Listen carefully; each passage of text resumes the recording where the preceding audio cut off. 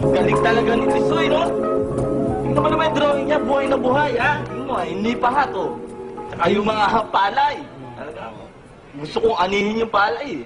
Talaga, ang galing ni Tisoy. Gawa mo to, Tisoy, ha?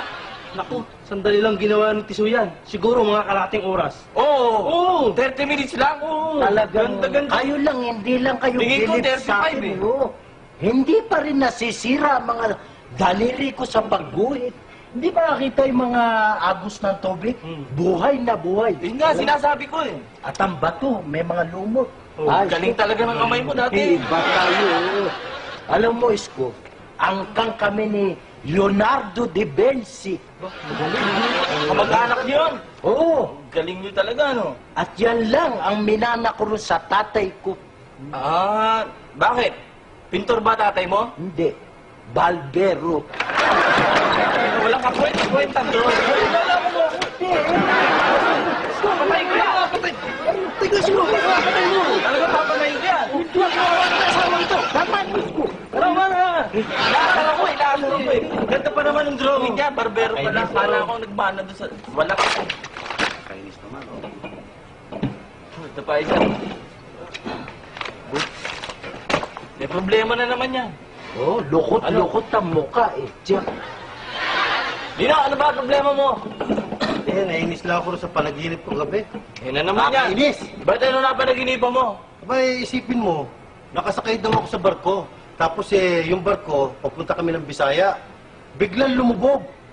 Tapos napadpad ako sa isang isla. Naku kaya pala malungkot ka. Siguro, nag-iisa ka ron, kaya malungkot na malungkot ka. Ba, hindi. May kasama akong 3 babae. Puro sexy, puro bombas na. Si Lampel Kuwako, si Lala Montelibano, si Mana Manibog, ho. Naku, Tapos sama mo ako lang daw nag-iisang lalaki.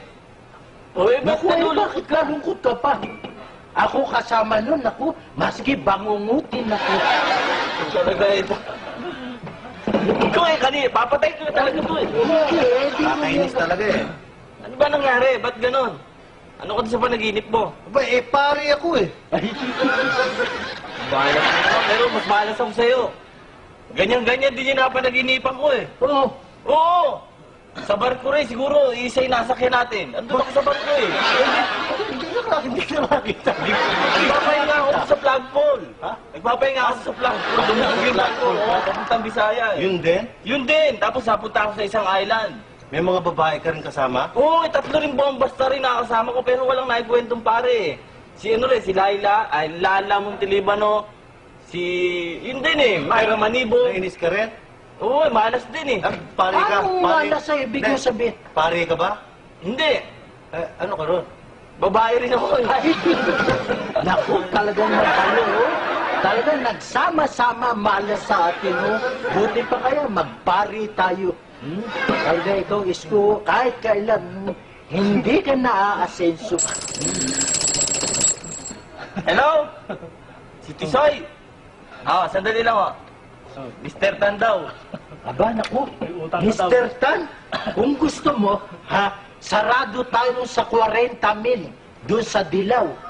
Kung papayag ka. Ngayon, kung ayaw mo, doon sa kasunduan natin kahapon, sarado tayo sa 37 million sa Verde. Millionaire Alas 7 bukas, magdala ka na ng sakot, magbilangan tayo. Kami nga naman ang swerte ko. Si Mr. David Tanto. Baka nanaginip ko lang. Ano naman kami dyan? Milyon na. Ang laking negosyo niya. Milyon na. Ano ba yung negosyo nyo? Ako na, dala sa ako na. Ano ba yung negosyo nyo? Munggo.